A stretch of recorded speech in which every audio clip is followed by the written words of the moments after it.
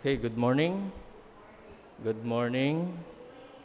Parang hindi po napagod yung mga nag-camp kahapon. Halata sa kanilang mga lakad. Pero we praise God po sa camp po natin yesterday. Yung anak ko nag-enjoy sa Kalangoy. Hanggang sa nanginig, umakyat na po kami. But we enjoy the camp, amen? Amen. Okay po, sa ngayon po ay tayo po ay mag-aaral na ng salita ng Panginoon and we are going to again study the last five apostles kasi natapos na po natin yung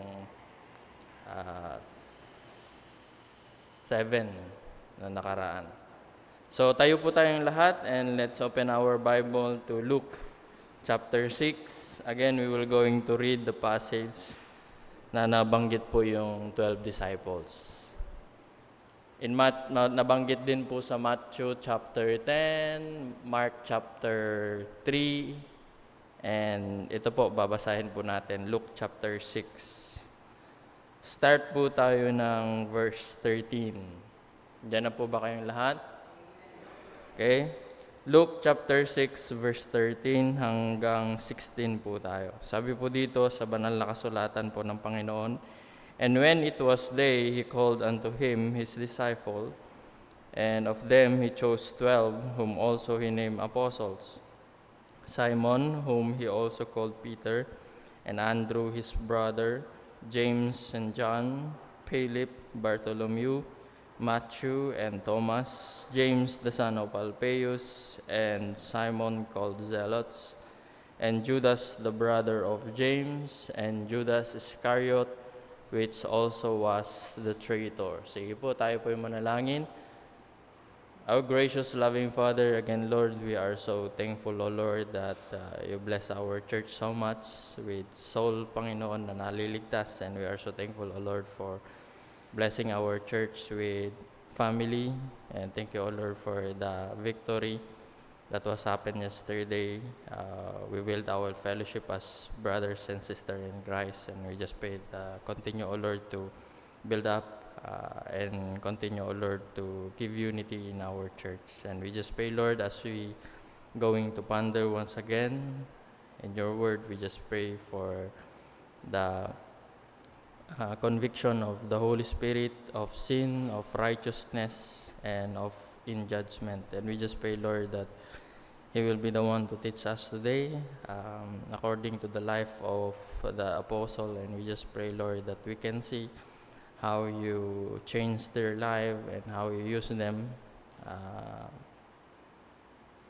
mightily in the ministry, upside down of the word. And we just pray, Lord, that continue, O Lord, to mold us according to thy will and according to what you pleases. And we just pray, Lord, that your name be glorified and magnified in our midst, and forgive us, O Lord, for our sin. In Jesus' name we pray. Amen. Okay po, you may be seated, mga kapatid. So, napag-aralan na po natin yung seven.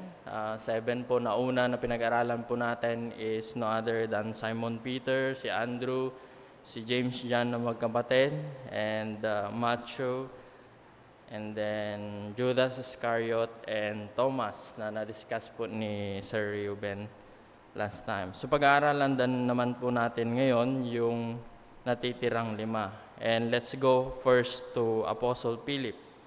Now, when we are talking about the name Philip in the Bible, actually there are a lot of Philip in the Bible. And one of that is you can see in Matthew chapter 14. We will going to see this name Philip in order for us to not be confused if this Philip is talking about one of the disciples of the Lord, but it's not. In Matthew chapter 14, verse 3, we can see here one called Philip. It says here in the Bible, Matthew chapter 14, verse 3, "For Herod had laid hold on John and bound him and put him in prison for Herodias' sake, his brother Philip's wife." So hindi po ito yung Philip na binabanggit po dito sa verse, okay? Another one nabanggit na Philip dito sa Bible is in Luke chapter 3, verse 1.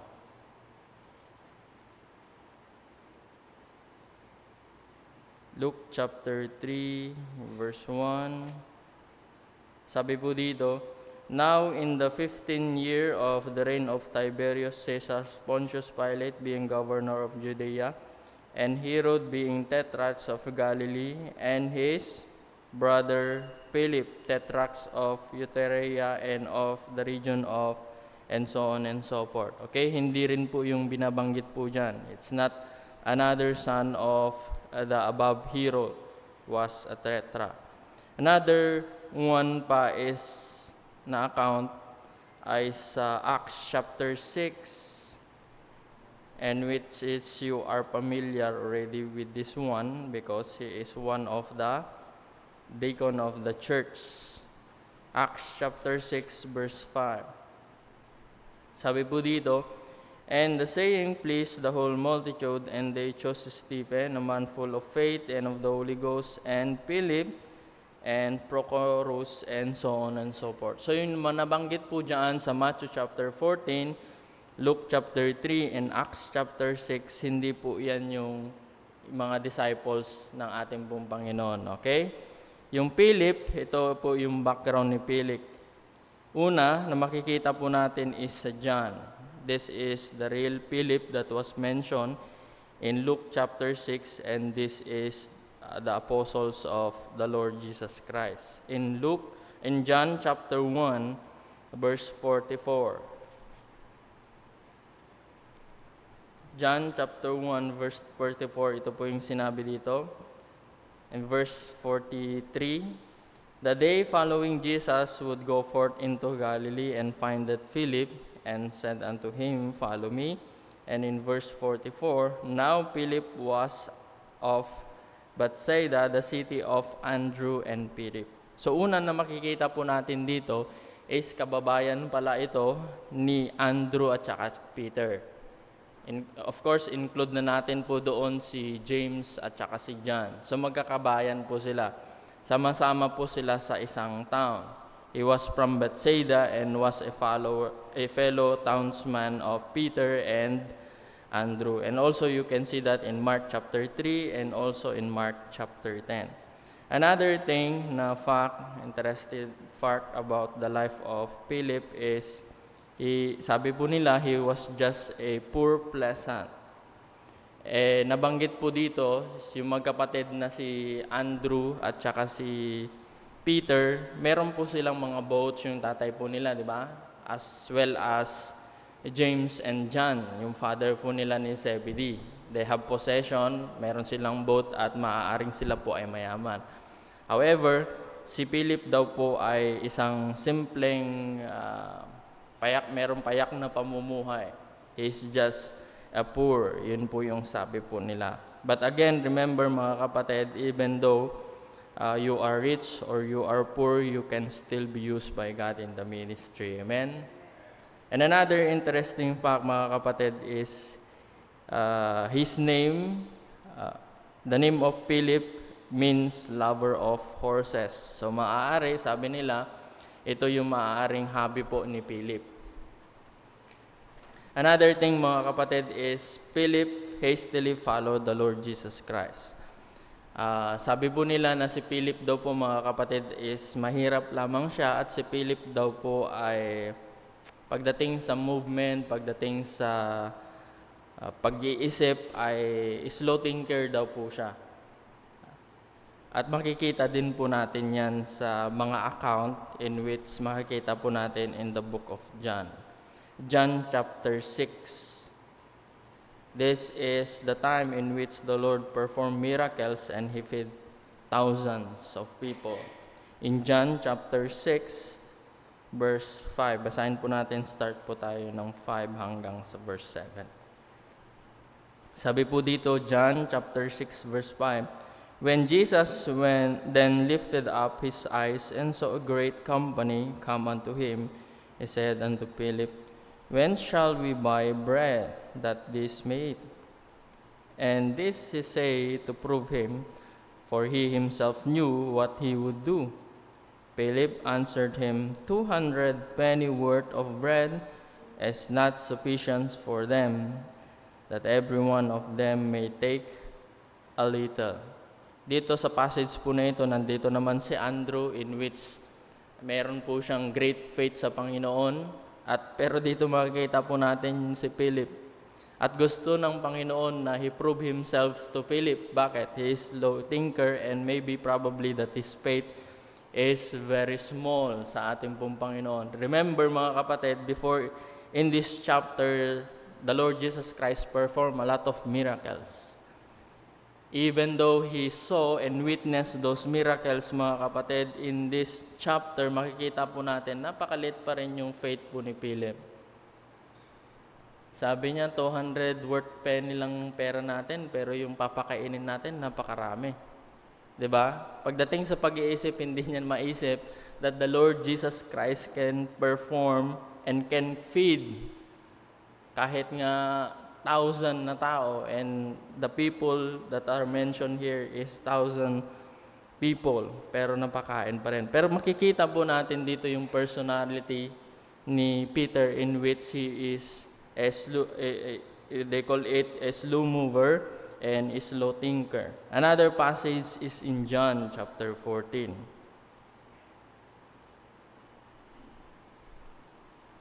John chapter 14. Isa sa mga itong passage po na ito again prove that Philip was a slow thinker. John chapter 14, this is the time when the Lord Jesus Christ tell them that He will go away and again He will come back and get them once again. John chapter 14, basahin po natin yung 7 hanggang 9. Verse 7, if ye had known me, you should have known my Father also. And from henceforth ye know him, and have seen him. Philip said unto him, Lord, show us the Father, and it sufficeth us. And verse 9, Jesus said unto him, have I been so long time with you, and yet hast thou not know me, Philip? He that hath seen me hath seen the Father, and how sayest thou then, show us the Father? So dito mga kapatid, that the thinking of Apostle Philip is very slow, because hindi niya mag-grab sa kanyang isip, yes, he is the Messiah, yes, he is the Christ, pero hindi niya masyado maano sa isipan na that the Lord Jesus Christ is God incarnate, di ba? Kung minsan tayo as believers, nung una tayo, hindi po natin masyado mag-grasp yung ganyang idea, di ba? The only things that we know about the Lord Jesus Christ is He is our Savior, He is our Lord. Pero yung pagka-Diyos ni Hesus Kristo, kung mansan, kahit tanungin mo yung believers, can you at least give me one verse that prove that Jesus is God?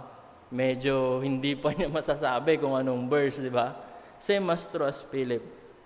Yung pagdating sa pag-iisip, the incarnation of the Lord Jesus Christ, that He is indeed God, hindi pa niya ganun makukuha. So he is a slow thinker. Pero ang kagandahan po kay Philip, sa buhay po niya, is makikita po natin, balik po tayo sa John. John chapter 1. Kahit slow thinker siya, kahit slow mover siya, mga kapatid, this is a good thing na makikita po natin kay Philip. In which sana, as Christian, ganun din po tayo. Sa John chapter 1, basahin po natin sa 43. Sabi po dito, the day following Jesus would go forth into Galilee, and findeth Peter, and saith unto him, follow me. Anong ginagawa po ni Philip? Of course, sinundan po niya ang Panginoon. Yes, kahit si Philip, mga kapatid, he is a slow mover, slow thinker, pero makikita po natin, but Philip never hesitated following the Lord Jesus Christ. Diba? Yan ang maganda kay Philip. Pagdating ng calling ng Panginoon, ura-urada yan. Pero kahit mahina man siya ng konti, pagdating sa theology, mga kapatid, pagdating sa yung conviction ng Holy Spirit, that ito yung gawin mo, gagawin niya. Follow the Lord, follow me, sabi ng Panginoon, sinundan niya. Di ba? As believers, ganun din po sana tayo. Another thing, mga kapatid, interesting fact about Philip is, as soon as Philip was converted, he was concerned about someone else being converted. In verse 45, sabi po dito, Philip find that Nathanael and said unto him, We have found him of whom Moses in the law and the prophets did write, Jesus of Nazareth, the son of Joseph. Verse 46, And Nathanael said unto him, Can there be any good things that come out of Nazareth? Philip said unto him, Come and see. So makikita po natin dito, mga kapatid, that Philip was concerned about somebody else. Diba? At na-concern po niya ito, maaaring sabi na this is one of his friend, just like yung si Andrew, yung kanyang kapatid, na witnessin din po niya si Peter. Same as din po ito, magkaibigan sila, so probably Philip. At sabi niya dito, we have found him on whom Moses in the law. Ba, yung prior to that, si Andrew naman, sinabi niya, we have found the Messiah. Pero dito naman si Philip, we have found him that is spoken by Moses of the law and the prophets. Diba? Parang same astro lang. So meaning to say, mga kapatid, tayo din, when we found out that we are sinners and really indeed that Jesus Christ is the only way going to heaven, ganun din po sana tayo sa iba. Di po ba? Sabihin po natin that we found our Savior, that He is the only way that we will going to be saved, mga kapatid. Another thing, mga kapatid, na makikita po natin sa life po ni Philip is, an interesting things about Philip is, true, though he was not a soul winner and was not able to convince Nathanael, at least he could say, come and see. Kasi sinabi niya po yan come and see. So, dito makikita po natin, sabi po ng mga theologians, na syempre, pag bago kang saved, sometimes you are ashamed to witness to somebody else, di ba? Pero pwede po naman natin po silang imbitahan kahit papaano in church, di ba? Come po sa church namin and they can listen to the Word of God, or probably you can tell them that come and look at the Bible. This is what the Bible says. Di ba? Kung ano yung alam po ninyo na mga verses, we can witness to them through those things. And another thing, mga kapatid, na interesting fact about Philip is, a year after Philip's conversion, he was chosen to be an apostle. At marami tayong mga verses na makikita po dyan. Another thing pa, mga kapatid, is he was in the upper room with the others and had a part in Pentecost in Acts chapter 1, verse 13. Makikita po natin. And lastly, sabi po ng mga theologian and historian, and sabi nila according to practice, Philip gave his life as a martyr for the cause of Christ. And sabi po sa history, he is said to have preached in Phrygia and to have met his death at Hierapolis. So, siya din po ay namatay na martir, at namatay po siya na ginagawa po niya yung kalooban ng Panginoon, which is preaching the gospel. And he died for that. So, yan po yung interesting fact na life po ni Philip. So, move on naman po tayo and let's go to Bartholomew. Si Bartholomew, mga kapatid, ay nabanggit po sa lahat ng gospel, which is Matthew, Mark, Luke, and John. Pero, the only thing na nabanggit po si Bartholomew as Nathanael is only in the book of John. Okay? So, kung babasahin niyo po yung Matthew chapter 10, Mark chapter 3, at saka Luke chapter 6, makikita niyo na iba-iba po yung katawagan po niya, which is Bartholomew or Nathanael. Pero sa Nathanael, dito niyo lang po makikita yung word po na Nathanael. Okay? Pero same lang po yan. So Bartholomew or Nathanael, same lang to. At sabi po ng mga theologian, he uses the name Bartholomew because maaari na yung kanyang tatay daw po ay prominent during that time at yung tawag po sa kanya ay Bartholomew. Kasi yung name na Bartholomew means a son of Tolmai. So probably yan yung ginamit niyang pangalan para at least mas popular po siya sa ibang tao and he can witness to them properly. So, ano po yung mga interesting fact about Bartholomew and Nathaniel? Unang-una, yung name po niya na Nathaniel, ang ibig sabihin po niyan ay the gift of God. Kasi yung Bartholomew, son of Tolmai, yung Nathaniel naman na name is, yung meaning po niyan is the gift of God. And remember last time, meron pong same na meaning ng name po ng Nathaniel. Sino po yon? Naalala po ninyo? Gift of God ang ibig sabihin ng pangalan ng isang apostle po na yan. Nakalimutan nyo na? Si Matthew, di ba? Si Matthew, ang pangalan po niya, ang ibig sabihin is a gift of God din. So same pala sila ni Nathaniel. Gift of God din po yung kanyang pangalan. Another thing na interesting fact about Nathaniel is he come from Cana in Galilee. Taga Cana po siya ng Galilee. At makikita po natin yan sa John chapter 21.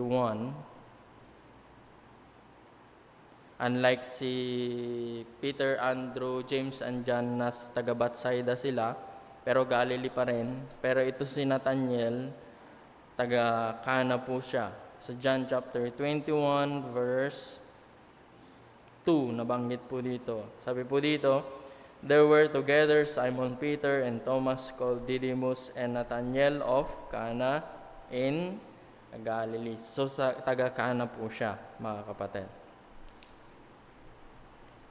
Now, dahil po taga Cana po si Nathaniel, at sa John chapter 1, yun yung conversion po niya.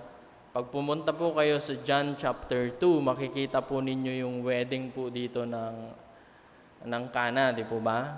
So sabi po ng mga theologians, maaari, after conviction ni Nathaniel, paaring bumalik po siya sa Cana and siya po ay maaaring ikinasal po doon o ikakasal. Kaya tinawagan po niya the Lord Jesus Christ. Pero hindi po natin makikita po dyan na yun lamang po yung iniisip ng mga theologian. Kaya sinabi po niya, there is some believe that Nathaniel was actually the groom at the wedding. Or maaari, sabi naman ng iba, maaari siguro na pinsan ni Mary yung groom or the bride during that time. Pero sabi nandito sa lesson po natin, maaari siya po ay, si Nathaniel po ay groom at inimbitahan po ng ating pong Panginoon. And in marriage, mga kapatid, it is important, sabi po nila dito sa lesson, na nandun si Jesus Christ sa marriage po natin. Okay? So another thing, interesting fact about Nathaniel, Nathaniel was won to Christ by a personal soul winning. Biruin po ninyo si Nathaniel, anong ginawa ni Nathaniel, mga kapatid? Siguro nahiya siya, personal na witnessan yung mga kapwa niya Pharisees. Ang ginawa niya is he set a great feast. Sabi po nung pinag-aralan natin, di ba? Nag-imbita siya, nag-held po siya ng malaking okasyon at inimbita lahat. Tapos nandun ang ating Panginoon at ang Panginoon ang mismong nag-speak and probably he preached to them about the kingdom of God. Pero dito, pagdating po kay Nathaniel, mga kapatid, is he was won by personal, tinatawag po nilang soul winning. Kasi nabasa na po natin kanina sa verse 45 na ni si Nathaniel ay in-approach po niya si Philip, in-approach po niya si Nathaniel and he said, we found him of whom Moses in the law and the prophet did write. So, personal po ito, mga kapatid, na si Philip ay nawin po sa Panginoon. Pero in that case, mga kapatid, hindi po natin, si Philip ay hindi siya nagtagumpay sa pag-witness. Pero dumating ang panahon na si Jesus Christ ay pumunta din po dyan at nag-witness po sa kanya. Pero dito makikita po natin that he was maaring naplantan ng seed ni Philip before he met the Lord in the passage na titignan po natin mamaya. Now, Nathanael, another thing is Nathanael knew the Bible. In John chapter 1 verse 46, ito po kasi nang nangyayari after na sinabi ni Philip sa kanya that we have found him of whom Moses in the law and the prophet did write. And verse 46, ito yung response po ni Nathanael. Nathanael said unto him, "Can there any good things come out of Nazareth?" Iyan po kaagad yung sinabi niya. O maaari na si Nathanael, he knows the scripture just like Philip. Kasi sabi niya, ito yung sinasabi ni Moses according to the law, at ito rin ang sinasabi ng mga propeta. Halika, puntahan natin. Tignan mo. Pero sabi po ni Nathanael, sabi po niya dito, is there any good things that comes out of Nazareth? So maaari, probably that Nathanael knows the scripture in which maisisilang po yung Messiah sa isang lugar. At never po na maisisilang po ang Messiah sa Nazareth. Alam po niya siguro maaari that the Messiah will be born at Nazareth, 'di ba? Sa Micah 5:2, sinabi po doon, but thou Bethlehem Ephrata, thou be little, and so on and so forth. Pero dito may ipapanganak yung ruler in which he will going to rule everlasting. Kaya pagdating ng sabi niya siguro Nazareth, taga Nazareth, 'di ba si Jesus Christ taga Nazareth? There's no good thing that come out in that place. So maaari, he knows the Bible, mga kapatid. And we know that if you are a Jews, bata ka pa lang, you will going to study the scripture, most especially the Torah, the first book of the Old Testament.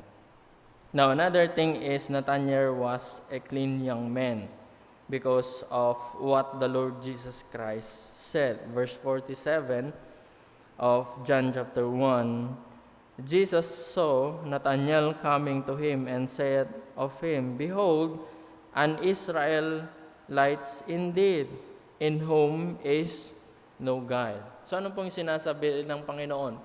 Yung, behold, Israelite indeed. So ibig sabihin, there is no guile. Ibig sabihin, walang kahipokritohan. We know that the Lord Jesus Christ can see what are the things that are going around in our mind, even in our present time, di ba? Kahit ngayon, hindi natin alam kung ano hindi ko alam kung anong iniisip nyo ngayon. Yung mga nag-camp siguro, iniisip nilang sakit ng kasukasuan ko, ano kayong inumin ko mamayang gamot. Hindi na.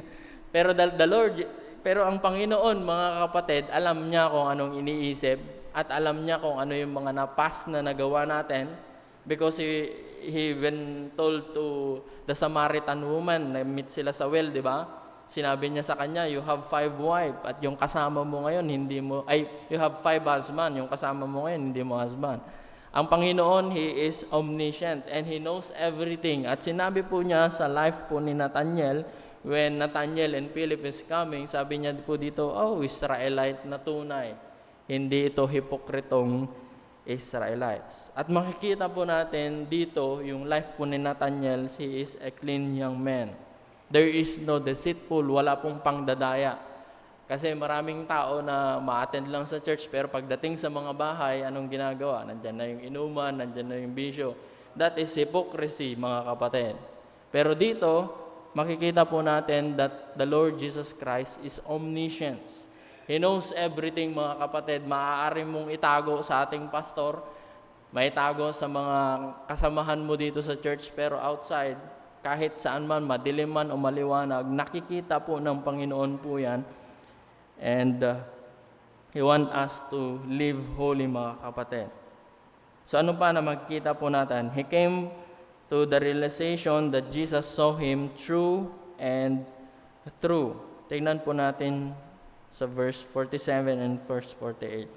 Jesus saw Nathanael coming to him and said unto him, "Behold, an Israelite indeed, in whom is no guile," or there is no hypocrisy. Nathanael said unto him, "Whence knowest thou me?" Kailan mo ako nakilala? Para na-shock siya na paano siya nakilala ng Panginoon. Jesus answered and said unto him, Before that Philip called thee, when thou wast under the fig tree, I saw thee. So ang interpretation ng iba po diyan ay maaaring malapit lamang daw po si Philip at saka si Nathanael during that time at maaaring nakita ng Panginoon. Pero ang lakas naman ng pandinig ng Panginoon kung ano yung naririnig niya at maaari niyang sabihin kaagad na this was a not hypocrite person. Pero makikita po natin dito mga kapatid that again, to emphasize Jesus Christ is omniscient. He knows everything. At dahil po dito, ay doon po naniwala si Nathanael that he is indeed the person that is talking about Moses and the prophet doon sa Old Testament. And in verse 49, ito po yung response po ni Nathanael. And Nathanael answered and said unto him, Rabbi, thou art the Son of God. Thou art the King of Israel. Ikaw ay nga tunay nga anak ng Diyos at ikaw ay tunay na hari ng mga Israel. At sinabi ng Panginoon in verse 50, Jesus answered and said unto him, Because I said unto thee, I saw thee under the fig tree, believest thou? Thou shalt see greater things than this. And he prophesied, and so on and so forth. And last two, Nathanael was among those who were fishing so fruitlessly one night after the resurrection. Isa po siya dyan kasama nila Philip and so other things at makikita po ninyo sa John chapter 21 verse 2. And according to the historian once again and according to tradition, he became a martyr at sabi po nila na si Nathanael daw ay pumunta sa India, nag-witness po doon, specifically to Armenia, at sabi po nila na he was crucified there and skinned alive. Ganyan po yung kabrutal na nangyari po sa mga apostles. But again, they sacrifice too much because they see that the Lord Jesus Christ is not only He is their Savior, but also He is their Lord. He is the King of Kings and Lord of Lords, and He is God, and He is the only way to salvation, mga kapatid. Now, punta naman po tayo sa tatlo.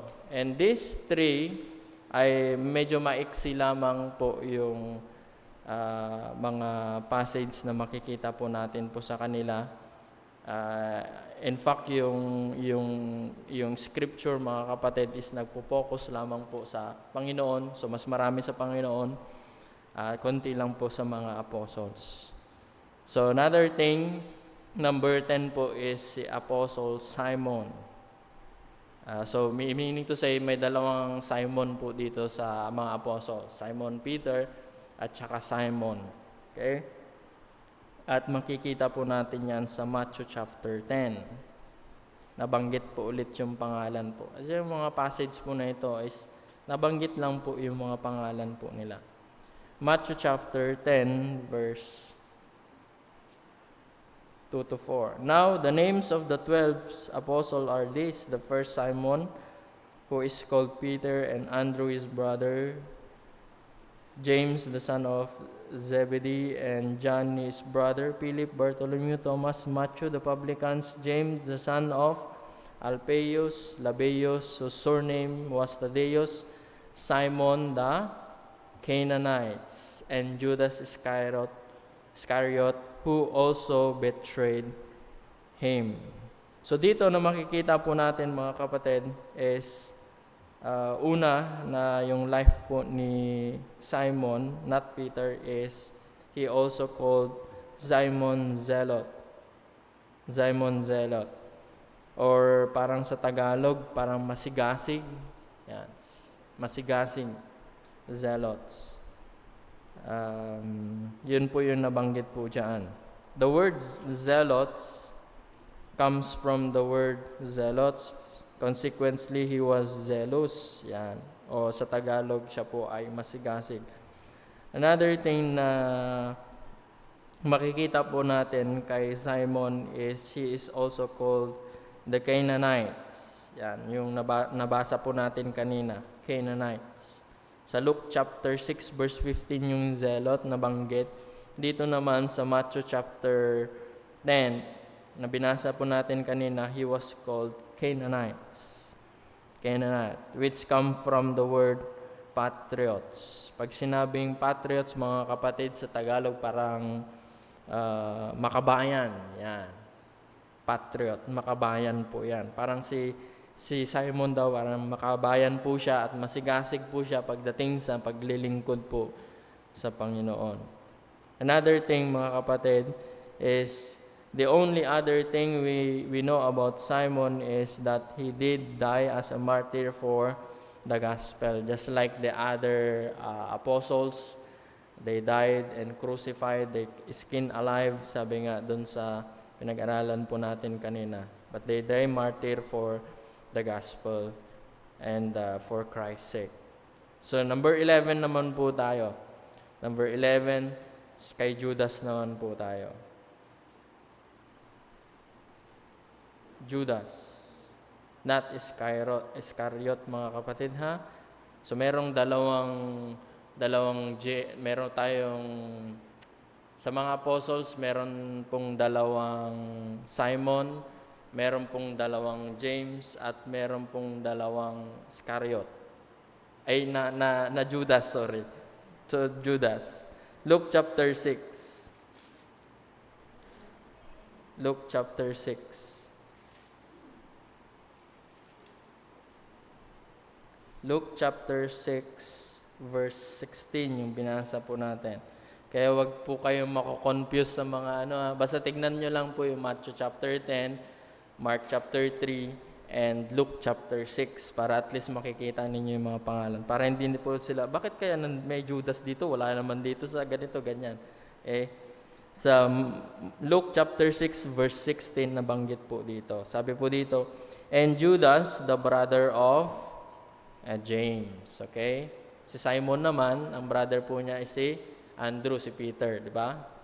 Yan. So nabanggit po dito that he was Judas, pero hindi po siya Iscariot. Kapatid po siya ni James. Pero again, hindi po itong James na si kapatid po ni John, okay? Huwag po ninyong paghalu-haluin yung mga yun.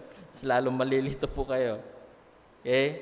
At least we are clear that this is Judas, which is the brother of James. Now, in other passage, just like in Matthew chapter 10, it was mentioned the word Judas, or it doesn't mention yung James na brother ni ganito. It is just mentioned Lebbaeus and Thaddeus. Matthew chapter 10, di ba? Punta po kayo ulit doon sa Matthew chapter 10. Matthew chapter 10. Nabanggit po dito sa verse 3. Sabi po dito, Philip and Bartholomew, Thomas and Matthew the publicans, James the son of Alphaeus, and Lebbaeus, whose surname was Thaddeus. So ibig sabihin, mga kapatid, Judas, the brother of James, is also called Lebbaeus and Thaddeus. Okay? Clear ba yun? Lebbaeus and Thaddeus. Yun din yung tawag. Now, kung titignan po natin yung word po na Lebbaeus, dito po natin makikita kung sino nga ba si Judas, the brother of James. Kasi wala na pong account na nagsasabi kung sino po talaga po si Judas. So, tignan po natin yung name po niya na Lebbaeus. Lebbaeus come from a word that means from the heart or sincere, para mas lubos niyo maintindihan. Ibig sabihin, meron pong heart si Judas, which is not Iscariot, na meron po siyang heart na sincere. Ibig sabihin, he has a sincere heart, mga kapatid, at sinasabi po nila that he does the ministry that comes from his heart. So maganda po yun, no? Na pagdating sa puso, mga kapatid, is maganda po yung puso po natin, sincere.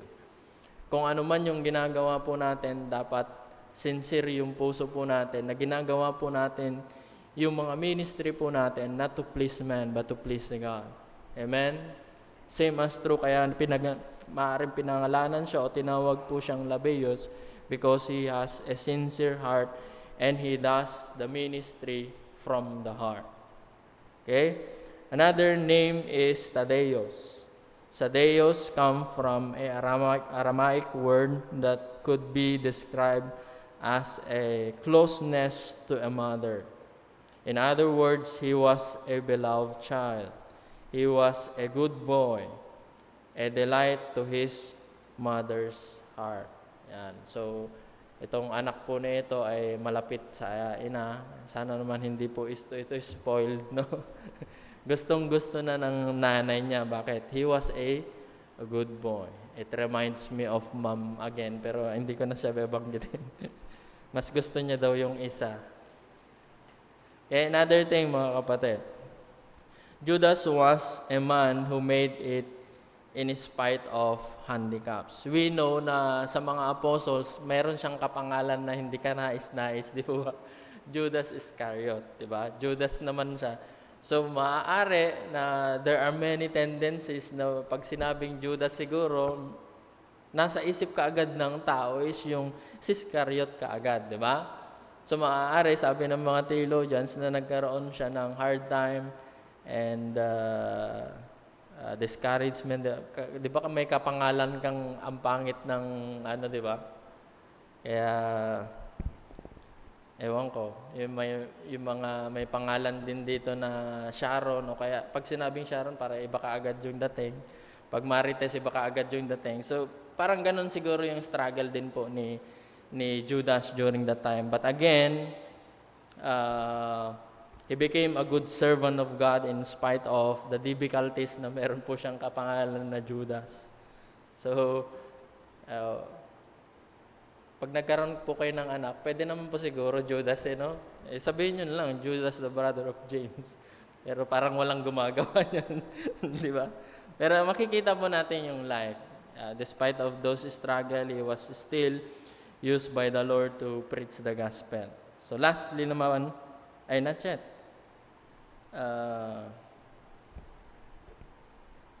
He was seen in the upper room din, nandun din po si Judas. Now lastly mga kapatid, punta po tayo kay James. James was called in some circle James the Younger, or mababanggit po ninyo James the Less and James the Little. Kasi yung isa na James is yung kapatid po ni John.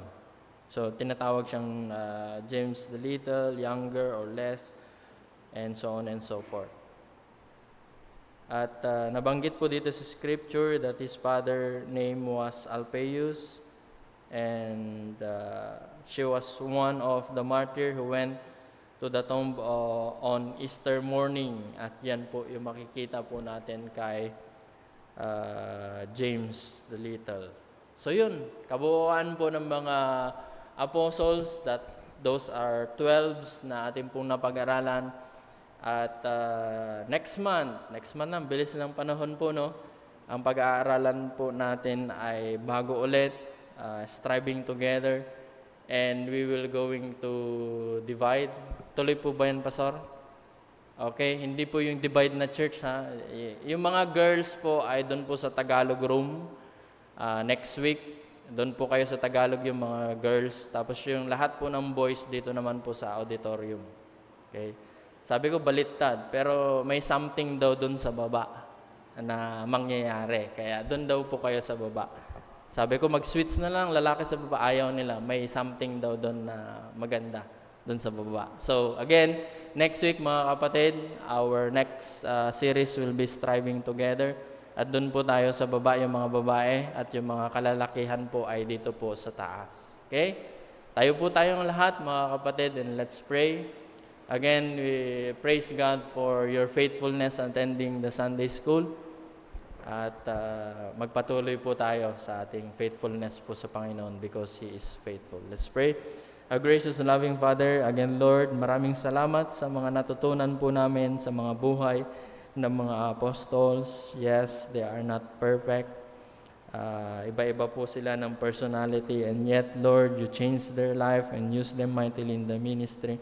At tulungan niyo rin po kami, Panginoon, na gamitin ng ayon po sa inyong kalooban, ayon po sa inyong kapangyarihan, sa inyo pong gawain. Pagpalain niyo po ang aming iglesia at patuloy na pagpalain ang aming pong pastor at sa lahat po ng mga manggagawa po ng aming church.